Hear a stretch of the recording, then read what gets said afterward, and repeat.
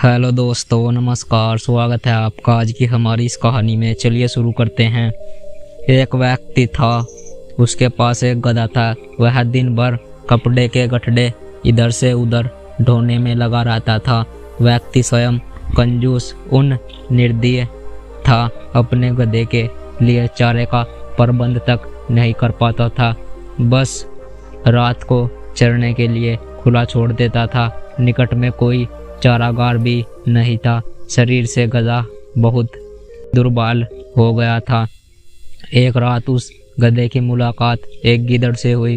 गीदड़ ने गधे से पूछा कि आप कमजोर क्यों प्रतीत हो रहे हो। गधा दुखित स्वर से बताया कि कैसे उसे दिन भर काम करना पड़ता है, खाने को कुछ नहीं दिया गया, रात को इधर से उधर घूमना मरना पड़ता है। वे बोला, तुम समझो अब आपकी भूखमरी के दिन आ गए हैं। क्या पास में ही एक बड़ा सब्जी का पौधा है, वहाँ तरह तरह की सब्जियाँ उगी हुई हैं। खीरे, ककड़ी, तोरी, गाजर, मूली, शलजम और टेकू की बहार है। मेरा बाल तोड़कर एक जगह अंदर घुसने का गुप्त मार्ग बना रखा है। बस वहाँ से हर रात अंदर घुसकर छक्कर खाता हूँ और शहद बना रहा हूँ।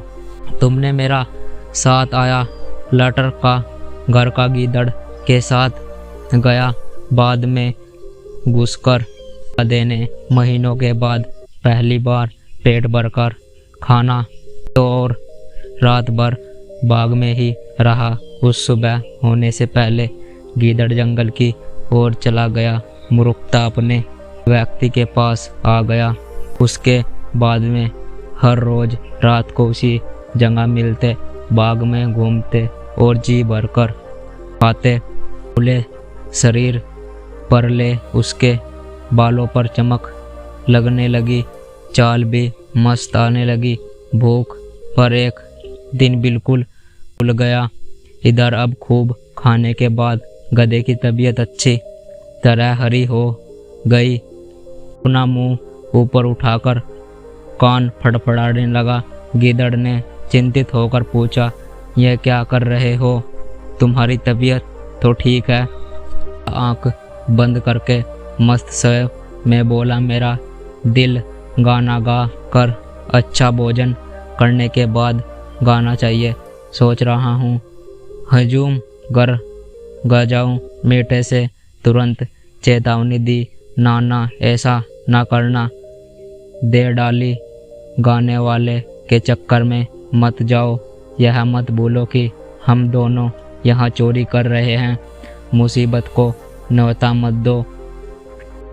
डेरी मेरी नज़र से गीदड़ को देख रहा और बोला, जादुई जंगली कुत्ते जंगली रहे। सुमित के बारे में उनका जाना, नींद में हाथ छोड़ दिया। संगत के बारे में कुछ नहीं जानते, केवल अपनी जान बचाना चाहता हूँ। तुम अपना बेसुरा राग की जिद छोड़ो, उसी में हम दोनों की भलाई है। गीदड़ की बात का बुरा मानकर हवा में दुलित चलाई और शिकायत करने लगा, तुमने मेरा राग को बेसुरा कहकर मेरी बेइज्जती की है। गधा शुद्ध सवत्रित लाय में रखता हुआ वह मूर्ख की समझ में नहीं आ सकता। गीदड़ बोला, मैं भूखा जंगली सही, पर एक मित्र के नाते मेरी सलाह मानो। अपना मुंह बंद रखो, बाकी चौकीदारी जाने जे। गधा हंसकर और मूर्ख गीदड़ मेरी राज सुनकर पक्के चौकीदार को ज्ञात बाग का मालिक भी धुले कर भागकर लेकर आएगा और मेरे गले में डालेगा। राई से काम लिया और हाथ जोड़कर बोला, घरे भाई, मुझे अपनी गलती का एहसास हो गया है कि आप महान गायक हो। मूर्ख गिदड़ भी तुम्हारे गले में डालने के लिए फूल की माला लेने जाता हूँ।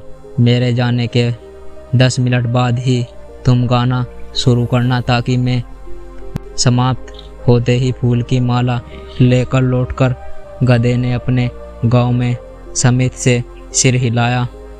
सोमांग सीधा जंगल की ओर भाग गया।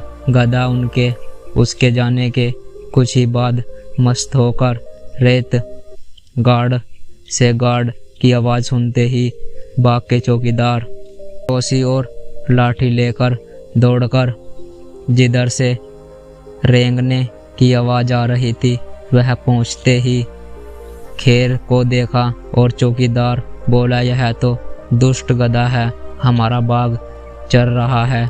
बस सारे चौकीदार डंडे के साथ घूमकर धू बरसने लगे।